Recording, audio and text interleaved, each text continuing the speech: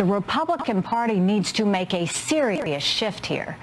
And the first thing is the Republican Party, Donald Trump, people here at Fox, quit complaining that she's not giving an interview. You don't need an interview from Kamala Harris. We need him to win. But you got to go out and do the work. And the one thing Republicans have to stop doing, quit whining about her. I want this campaign to win.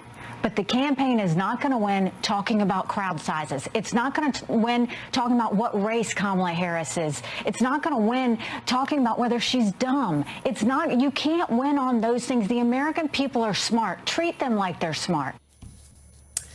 Former Republican presidential candidate Nikki Haley with some advice for her party. It's not hard. Like they're just whining. Yeah. It doesn't work. Right, Willie? It doesn't work. I mean, and she's the one, remember, she's the one that said if you elect Donald Trump, if you nominate Donald Trump, he's going to lose. Yeah. She warned him. She's warning him again.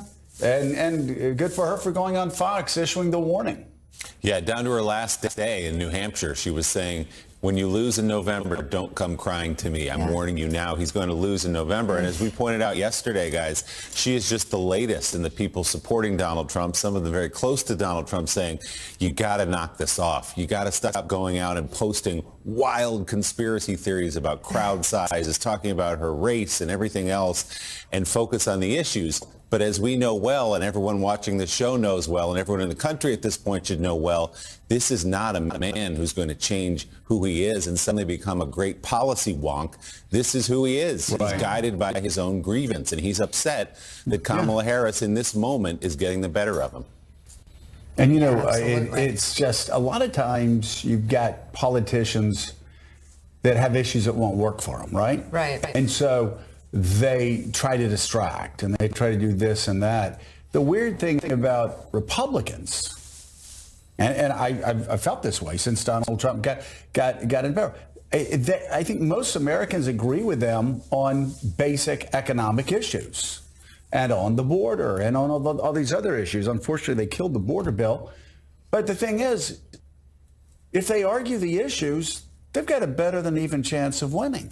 But they don't argue the issues. They just refuse to. Well, some may be trying to, but then it comes back to the candidate himself, and he tends to talk about sizes of crowds or stomachs, and so it's sort of hard to campaign on that. As Nikki Haley said it herself, it's hard to campaign on negativity. With us, we have the host of Way Too Early, White House Bureau Chief at Politico, Jonathan Lemire, MSNBC contributor, Mike Barnicle, president of the National Action Network and host of MSNBC's Politics Nation, Reverend Al Sharpton, and managing editor at The Bulwark, Sam Stein, is with us this morning. So in an effort to blunt the momentum of Vice President crowds or stomachs, and so it's sort of hard to campaign on that. As Nikki Haley said it herself, it's hard to campaign on negativity. With us, we have the host of Way Too Early, White House Bureau Chief at Politico, Jonathan Lemire, MSNBC contributor, Mike Barnicle,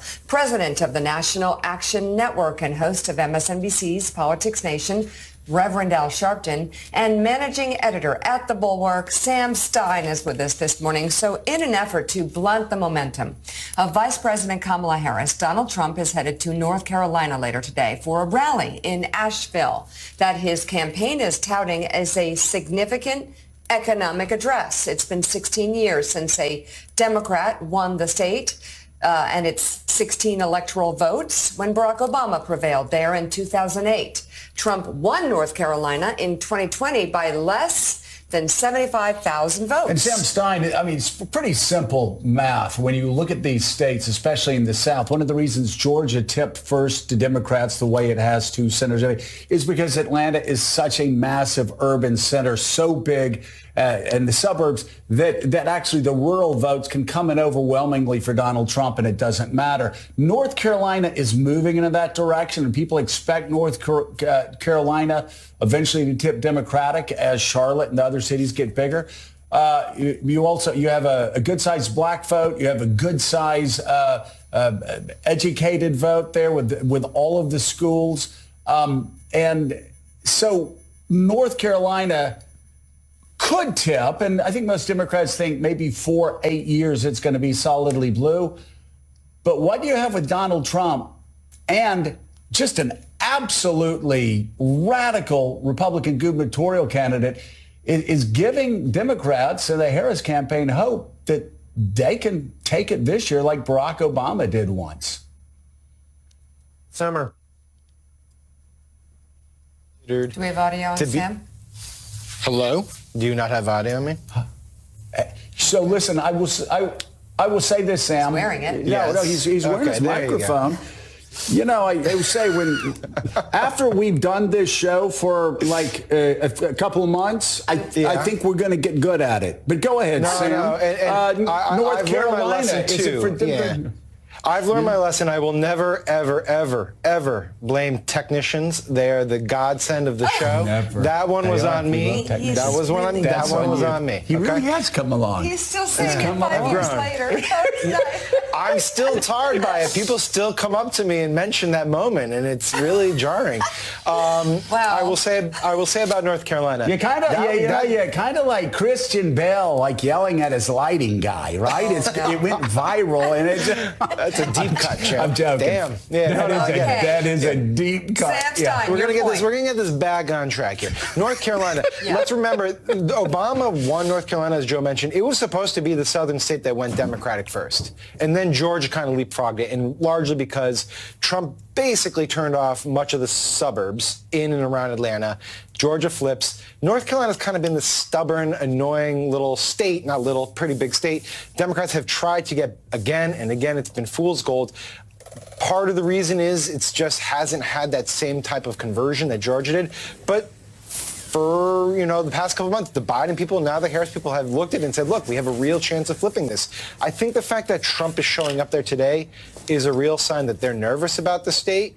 I think Joe hit it on the head. The fact that Mark Robinson's on the head of the gubernatorial ticket for Republicans, really a radical figure, all things considered, relative to other gubernatorial candidates on the Republican side. This could be the state that kind of under the radar, Harris could flip, which makes her path to getting to 270 a lot easier. Suddenly, you don't have to be so preoccupied with Michigan or Wisconsin. Obviously, Pennsylvania is huge. You still need to have that one. But yeah, North Carolina is one of those under-the-radar targets for Harris. It is, John, extraordinary, too, to think about where we were a month ago when Joe Biden was viewed as being the nominee, obviously, talking about states like Minnesota maybe going Republican, that they were going to lose Democratic strongholds. They were throwing out New Jersey, forget Nevada and Georgia and Arizona and all the other places that they had started to write off a little bit and thinking we have to win these three states. That dynamic has changed completely. Now we're talking about Georgia, Arizona, Nevada, and maybe North Carolina now tipping in the direction of Kamala Harris. A total flip in the way we're sort of viewing the map at this point. Here's how things changed. During the Republican National Convention, the Biden team put out a campaign memo that basically said our only path to victory was Wisconsin, Michigan, Pennsylvania. Yeah. That's the only way they could do it. At the same time, the Republicans gave a briefing to reporters at the convention saying North Carolina's in the bag. We're not even going to worry about that. What happened this week? Donald Trump showing up in North Carolina. What else happened this week? They put in an ad buy in North Carolina. So that shows you how they are now concerned about that state. Vice President Harris will also be in North Carolina this week. She'll be there Friday, Mike Barnicle. And interestingly, both of the candidates are using that state to talk about the economy. Trump is going to talk about it today, obviously complaints about inflation and deriding what they've seen from the Biden White House. And then Kamala Harris on Friday in Raleigh is going to defend the record of the economy and try to silence some people who think that's one of her vulnerabilities. To Willie's point, the sea change in American politics over just the past few weeks has been astounding. As you indicated, President Biden was supposed to be on the ballot 3 or 4 weeks ago, and all the numbers in every state were going the wrong way. Now it's completely flip-flopped, including North Carolina, which is now in contention. And I would submit there's one other element to be added to this conversation. I think there's going to be another sea change after the first debate that occurs between Donald Trump and Kamala Harris. When a black woman in the ring cuffs him around, which she will, I think he will go bananas in public, and that will change everything. No, I agree with you. I think that the fact that this black woman is going to be standing there equal to him is already unnerving him. But for her to be able to prosecute the case, when a few days later he has to actually go to a sentencing for his 34 felonies, I think that he's at edge. I think that people don't understand that not only has he naturally lost it, the man is looking at a sentencing date. I don't know why we keep avoiding the fact that we're talking about from debate to debate. The man doesn't know what the judge is going to do on the 18th. He may have to get permission from a parole officer to make the second debate if there is a second debate. Almost 80-year-old man. The almost 80-year-old man. He's got to live with that. And then talking about North Carolina, I think that not only has it changed, I spent some time in North Carolina last month. I preached at a church in Winston-Salem, Sir Walter Mack's church, and then I did the AME Zion convention. And I'm so sick of all of them asking me, am I bringing Joe Scarborough with me? He's not my deacon. He's a friend of mine. But I've talked to people in North Carolina. And what has happened also is this bizarre gubernatorial candidate the Republicans have, who's a black man who says blacks ought to be paying reparations to whites for taking care of us during slavery. This is literally a quote. That is going to help Kamala Harris immeasurably. Yeah, that goes perfectly into our next story. Well, it really does. And you look at, again, what Mike and Reverend Al say about a black woman debating him. You can really take black off of that and just say woman and see how much women get under his skin, how much Hillary Clinton got under his skin, how much E. Jean Carroll and her attorney got under his skin. It's really, we know.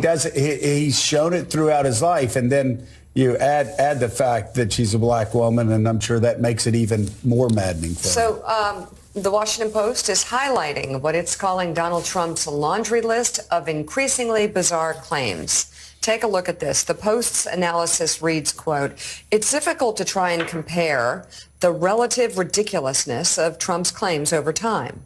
But there is no question he has pushed the envelope in new and astonishing ways. Let's recap 10 of the most recent examples. Number one, his claim last week that a massive crowd at a rally for Vice President Kamala Harris, quote, didn't exist and nobody was there.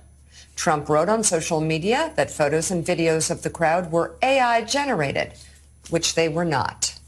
Number two, that President Joe Biden prepared to have the FBI assassinate him when it lawfully seized classified documents from Mar-a-Lago in 2022. Number three, that it's the Democrats and their messaging that's to blame for last month's attempted assassination of Trump. Let that breathe for a minute. Number four, that Biden faked having COVID-19 last month in the days leading up to his withdrawal from the 2024 race. Number five, that Trump was nearly in a helicopter crash with former San Francisco Mayor Willie Brown, after Brown insisted last week that the incident never happened. A different black lawmaker from California came forward to say it was him in the chopper with Trump, not the former mayor. Number six, that Biden will try to reclaim the Democratic nomination at next week's Democratic National Convention. Number seven, that Harris only recently started identifying as black. Number eight, that the crowd at his rally on January 6th was bigger than the one Martin Luther King Jr. had for his famous I Have a Dream speech. Number nine, that other countries are emptying their prisons and sending criminals to the United States. And number 10, that the Democrats want to allow killing babies after birth. Well, that's an oldie that they an oldie lied about, but a sickie. Lied about for a very long time. So Jonathan Lemire, yesterday, Jonathan Chait wrote a column for New York Magazine talking about the real media bias and that it's not on the left against the right, against Donald Trump, that in fact it is the mainstream media desperate to just keep this narrative going that this is an election just like any other, that, acting like it's Clinton versus Dole in 1996, ignoring these extraordinarily bizarre claims that would be disqualifying. And I've seen it time and again, a lot of people that sit around and, oh my God, the media, it's so biased against Donald Trump. And then Donald Trump will go out and say that a crowd of 10,000, 15,000 doesn't exist and it's AI generated. And they'll just kind of sit there and then go, when is Kamala Harris going to have her first sit-down interview with George Stephanopoulos? You're sitting there going, wait, don't we stop the presses on that? Don't we stop the presses Right. when he makes up stories about Willie Brown and a helicopter crash? Don't we stop the presses? I mean, you could go down this list of 10 that Joe Biden is going, there's going to be a coup in Chicago and Joe Biden is going to be riding in on a white stallion with a, I mean, there's just, I exaggerate a bit on that one, but all of these things are just crazy. And yet the press will just take it in because they're so numb to it and they'll go, what do you suspect her economic theory is going to be on quantitative easing? And when is she going to reveal it? It's just madness.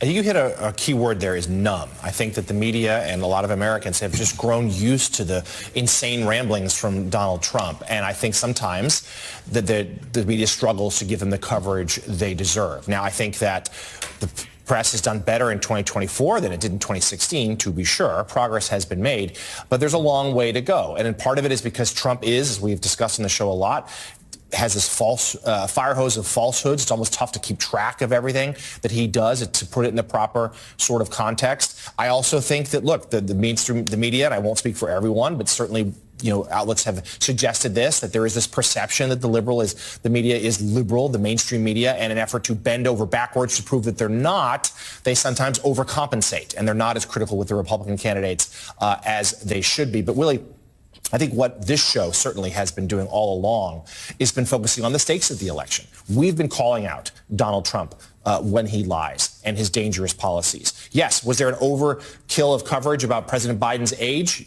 No doubt. This show has also talked about how Donald Trump is old, too. But I think the key here is to focus on what's at stake this November. And it's sometimes less the day-to-day dramas. But we have to call out what we see. Yeah, I mean, pick your favorite from David Letterman's worst ever top 10 list that Mika just revealed there. And you look at January 6th versus the I Have a Dream speech. He's raising, as a point of pride, the crowd he sent to the Capitol in an attempted coup against the United States government when the building was defaced, when officers were beaten, many of them now going to jail, some of his supporters, favorably comparing that day, one of the darkest in our history, to the I Have a Dream speech given by Martin Luther King. That's who he is, and we have to keep talking about it. That first claim from Donald Trump on the Washington Post list that Vice President Harris's crowds are generated by AI, that they're not real. One of the signs Senator Bernie Sanders is pointing out shows Trump is setting the stage to deny the results of the 2024 election if he loses in November, part of this numbing we're talking about. In a statement, Senator Sanders writes, Donald Trump may be crazy, but he's not stupid. When he claims nobody showed up at a 10,000-person Harris Waltz rally in Michigan that was live streamed and widely covered by the media, that it was all AI and that Democrats cheat all of the time, there is a method to his madness. Senator Sanders goes on, if you can convince your supporters that thousands of people who attended a televised rally do not exist, it will not be hard to convince them that the election returns in Pennsylvania, Michigan, and elsewhere are fake and fraudulent. This is what destroying faith in institutions is about. This is what undermining democracy is about. This is what fascism is about, Rev. And this is what he's done from the beginning. Undermine the institutions so that you don't believe your own eyes. You believe only his voice. And I agree with Senator Sanders. He's preparing us to deny the election results in November because he believes that he has a chance of losing, and so does more. At a march on Washington 63 where Dr. King gave that speech, sent them to the Capitol. I mean, they had National Guard ready in 63. Mrs. King, I was too young to know Dr. King. Mrs. King said that time in 63. To compare that to people beating on police. And Bernie Sanders, that everybody needs to really that are interested in what's going on in this country, need to take that to heart. Because you can go back and you can look at the rise of other fascist governments, and it's the playbook. It is the playbook that you lie so much that you numb the media, you numb the masses, you numb people, and soon they give up on trying to figure out what the truth is. And I hear this from people I grew up with all the time, and people I've known for a very long time. They go, oh, you know, Joe, I just don't watch news anymore, and I don't read news anymore because you can't tell who's telling the truth and who's not telling the truth. And then you talk to them further and you ask where they get their news from, and it will be from a conspiracy website that spreads these sort of lies. And so in part they get what they're looking for, but also in part they hear these lies, and again, it numbs them so much that they just give up. And that's exactly what's going on here. And what's the purpose of it? As Bernie Sanders said, it's to undermine faith in institutions. When you have a presidential candidate, a president at the time, saying, don't trust American democracy because I lost, and you have Republicans that follow along and undermine the American institution of democracy, and what Trump's own people said was the safest election ever, the cleanest election ever. And then you have a former president saying, don't trust the jury system. And then you have senators like Marco Rubio going out and saying that trial by jury in the United States of America with all the checks and balances is no better than Castro's Cuba. That is the undermining of institutions that radicals on the far left did in the 60s and the 70s, and that conservatives used to push back against. You know, Mika Edmund Burke said that you can tear down institutions in a day that it took centuries to build up. Right. And that's exactly what's going on here. Again, Edmund Burke, the father of conservatism, said you can tear down institutions in a day that took centuries to build. And the essence of conservatism is to respect the institutions, to protect the institutions, and not be radicals who try to undermine and tear down those institutions, which sadly is what the so-called conservative party has been doing now for 9 years, if their person doesn't win. Over the course of 9 years, if you can believe. And you think about how this show began 17, 18 years ago with Willie. It was supposed to be a discussion, Democrat, Republican, about ideas based on facts. And that's what we celebrated. The civil conversation, the joy of debate and disagreeing on issues based on facts. And today we fight for the truth. Today it's a completely different landscape because of what has happened over the past 9 years. And as Bernie Sanders pointed out, if you can take a crowd and make it disappear in people's eyes, then not only is it fascism potentially on its way or some sort of cult, Sam Stein, but the bottom line is these people don't have to believe Donald Trump. The importance is that they don't believe anything. Read Anna Applebaum's book, read Madeleine Albright's book, listen to what Bernie Sanders just said, and it's kind of frightening where this is going. Yeah, no, and I'm in 100% agreement here. I know Joe Biden was on CBS over the weekend. He was asked, do you think there will be a peaceful transition of power after the 2024 election? He said, no, if Trump loses, there will not be. And I think they're not like hiding the ball here, right? Trump has already laid the predicate for challenging the election results. In the House currently, conservative lawmakers are trying to push legislation that would solve a problem that doesn't exist. That problem is the ability of undocumented immigrants to vote. Can't do it. But that is too laying the predicate for challenging a result, because if that legislation doesn't pass and Donald Trump is to lose, those lawmakers will then say, look, you didn't pass this bill to protect the vote. Therefore, it was illegally won by Kamala Harris. So I do worry about what's happening what will happen in the post-election environment if Trump loses. And I think we all should be on guard for it. It's a really troubling, harrowing possibility that we will find ourselves in something even worse, potentially, than what we experienced on January 6th. All right, coming up on Morning Joe, Governor Tim Walz holds a pro-union event while Donald Trump faces allegations of being a union buster. We'll explain that split screen. For a look at some of the other stories making headlines this morning, Japan's Prime Minister Fumio Kishida is stepping down, bowing to pressure from within his own party and plummeting approval ratings. As the New York Times notes, the 67-year-old becomes the latest in a long line of unpopular leaders who are facing growing frustration from the public about political scandals and economic pressures. Up to $150 million in federal grants is heading to researchers developing advanced surgeries to remove tumors from people with cancer. It's part of President Biden's ambitious cancer moonshot effort that he has championed for years. The initiative is expected to remain a major focus of his remaining time in office. And a military judge is examining Defense Secretary Lloyd Austin's decision to rescind plea agreements that would have spared the plotters of 9/11 the death penalty. The war court in Guantanamo Bay will now assess the legality of Austin's decision. The Pentagon chief intervened just days after the ruling took capital punishment off the table. Russia appears to be reorganizing its forces in the wake of Ukraine's incursion. U.S. officials tell the Wall Street Journal that Russia is withdrawing troops from Ukraine to respond to the counterassault. The officials did not specify how many troops have been moved, but it points to the effectiveness of Ukraine's gamble. The country's military commander said yesterday his forces had taken control of 74 Russian towns and villages since the incursion was first launched last week. Let's bring in right now former Supreme Allied Commander of NATO, retired four-star Navy Admiral James Stavridis. He is a chief international analyst for NBC News. Admiral, thanks so much for being with us. I want to read a paragraph from the New York Times this morning, column this morning. Article this morning.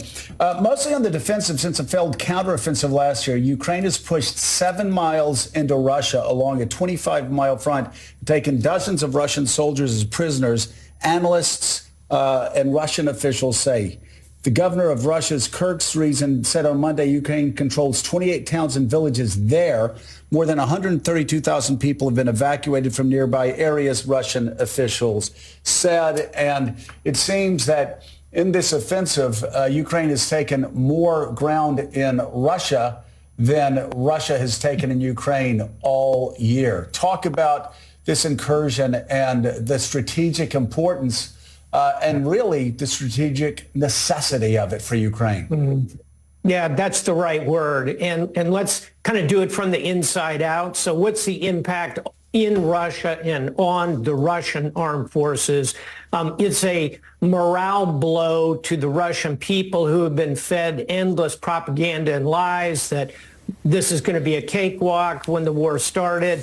And suddenly we're up to hundreds of thousands of dead Russians. And now Russia is invaded for the first time since the Second World War, Joe. I mean, this is 85 years ago, and this shatters all of that. That's a big deal. Secondly, to the Russian piece of this, as you correctly point out, now they're forced to swing forces away from their main battle effort down south of where this military salient has occurred. Russia's got to deal with that. They got to shift forces. It's extremely disconcerting militarily. That's kind of the Russia piece. Over here in Ukraine and Kyiv, big shot in the arm. Morale has been sort of fluttery for the last year, frankly. This is a good boost to that. And third and finally, think about how this lands internationally. People talking about it. European airwaves are flooded with this. This is a big boost to the efforts to continue military aid to the Ukrainians. So those three audiences are all kind of 2 thumbs up, and we all should be this morning. Admiral, good morning.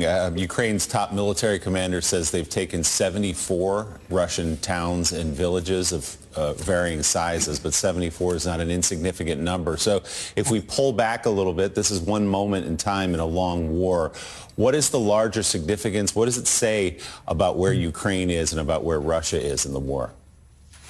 two big things. One that you're seeing, Willie, is the use of what we call combined arms. That's military speak for putting together air, artillery, armor, ground soldiers, cyber, drones, putting it all together. This is exactly what the West has been training the Ukrainians to do for over 2.5 years, and you're seeing a real proof of case in doing this. That is very disconcerting to the Russians. And then secondly, it's not just what's happening on the battlefield here, because this is not going to turn into a march on Moscow, Napoleon in the 1800s burning the city of Moscow. That's not in the cards. But it's not just the battlefield, it's the negotiating table. If Zelensky can hold on to a chunk of this, that becomes a pretty significant bargaining trip. Final thought, several thousand Russian soldiers will end up being captured as a result of this over time. Those become bargaining chips to play back for Ukrainians that are captured, and also looking ahead to that negotiating table. Admiral, that last usage of words that you just appropriated, if they can hold on to the territory they've seized in Russia right now, 74 villages and towns. The Russian army, in terms of personnel, is much, much larger than the Ukrainian army.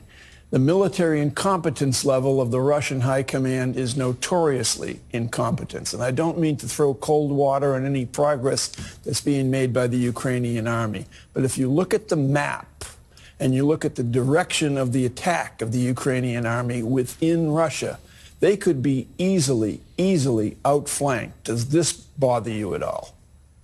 It does. And any time you create a kind of, again, to use a military word, a salient, where you've taken, if you will, a peninsula of territory, you're now pretty vulnerable on both sides of that. But, Mike, it cuts both ways. The Ukrainians can then come out of that salient and cut behind the Russian forces, where their soft underbelly of logistics, command and control exists. That's why Putin's generals have got to move very quickly to shore this thing up. Bottom line, will they hold on to this territory? I think that's unlikely. I think more of what's happening is that demonstration of military capability, morale busting in Russia, morale enhancing in Ukraine. That's the objective. They may well take those prisoners, come back, and let Putin imagine where the next attack could come from. So, Joe, the most striking thing to me about all this is silence.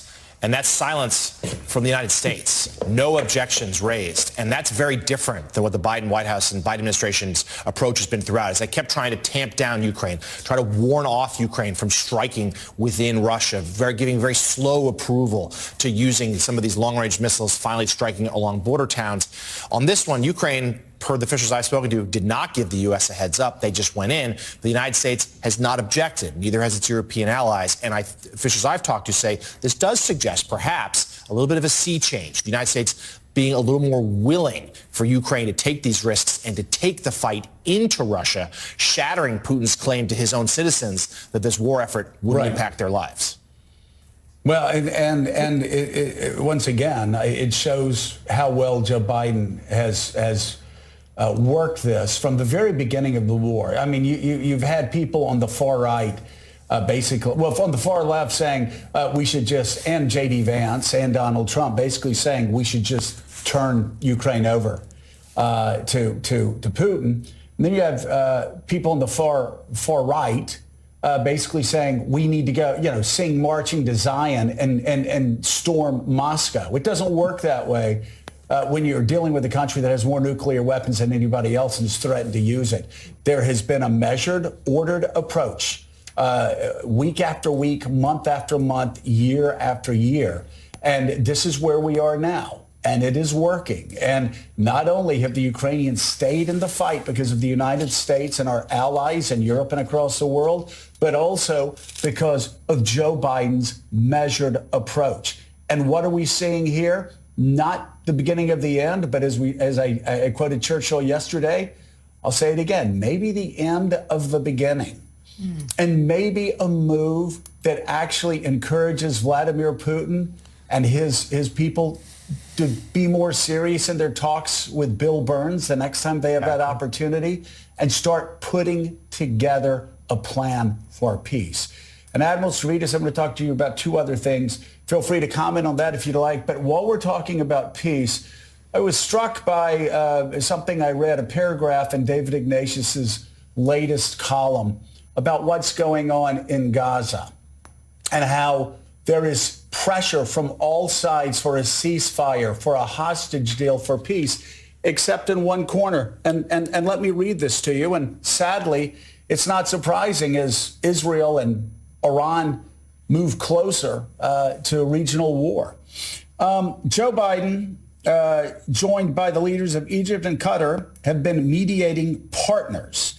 The best outcome for this crisis for both countries, prodded by the international community, would be to agree to a ceasefire in Gaza and release Israeli hostages. Now listen to this, Admiral. The peace plan is backed by the UN Security Council, the Group of Seven, moderate Arab countries, Israel's defense and security establishment, and Hamas has dropped its main objection. And David goes on to say the only holdout is Benjamin Netanyahu, and I'm sorry it needs to be said. The man that we have been talking about for months and others have been talking about for months, who would continue this war, continue to up the ante, because he now alone, if you look, even his war cabinet and his defense ministers that think that his, quote, total victory in Gaza, even his own defense minister says that's just unrealistic. So are we really in a position where one man who's trying to avoid political defeat and jail is going to move us into a regional war? Unfortunately, you can lay that case out pretty coherently that he is the roadblock here. And I know well, for example, General Benny Gantz, who was the number 2 in the war cabinet, is, in my view, the probable next prime minister of Israel. He finally walked out of the war cabinet. Yoav Gallant, another former defense minister, another former general I know well, who is the current defense minister, is the one who is publicly throwing the red flag on Benjamin Netanyahu's unconditional surrender of Hamas. By the way, his own defense minister. So before people start shouting, you're doing the bidding of Hamas, which of course nobody is here. This is his own defense minister, the security establishment, all saying this is unrealistic and we need to avoid a regional war. We need to make peace now, or at least a ceasefire, right? 100% correct. Picture a scenario where publicly Lloyd Austin is breaking out and saying that Joe Biden's approach to China and our defenses in the South China Sea are all wrong. It's impossible to imagine that, and yet it's unfolding in front of our eyes here. And by the way, Yoav Gallant is not on the left in Israeli politics. So this is something that is finally starting to build around Netanyahu. I am hopeful of that. And your point, Joe, that all of this will put pressure that hopefully can help us at the negotiating table is crucial. Hey, final thought back to Ukraine for 1 second. Something you said, I just want to draw a line under it. Yes, Team Biden has handled this well. You know who else has? The Europeans, our allies. Yes, they have put more money into this than we have. They are more faithful to this, and they led the way on taking the shackles off the Ukrainians, letting them use long-range UK missiles, French missiles. So above all, for me, as a former NATO commander, I look at what's happening in Ukraine through the prism of allied operations pretty good. And frankly, that ought to worry us when we talk about Team Trump coming in here, who is so skeptical of our alliance systems. Exactly. Finally, I want to turn your attention to, and I'm sure you saw this, a piece by Ambassador Rahm Emanuel, and I'll quote the headline: "The Navy is breaking down. We need our allies to help fix our ships." I'm curious, do you agree that our Navy is breaking down and we need help? Yes and yes. And the things that His Honor, the former mayor, who's a good friend of mine, he so correctly underlines the challenges are in the defense industrial base, building the ships, the maintenance.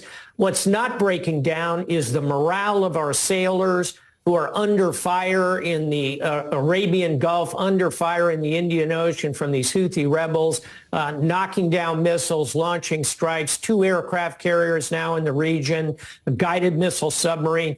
Our Navy forward is doing just fine, and I know the ambassador would agree with me on that, Ambassador Emanuel. He is correct. It's the maintenance, the shipbuilding, the ship numbers. Yeah. Those are things we've got to fix. And again, we've talked a lot about allies this morning. Japan, in this regard, yes, doubling their defense budget. One of the great shipbuilding nations, ship repair. I've had ships under my command repaired there.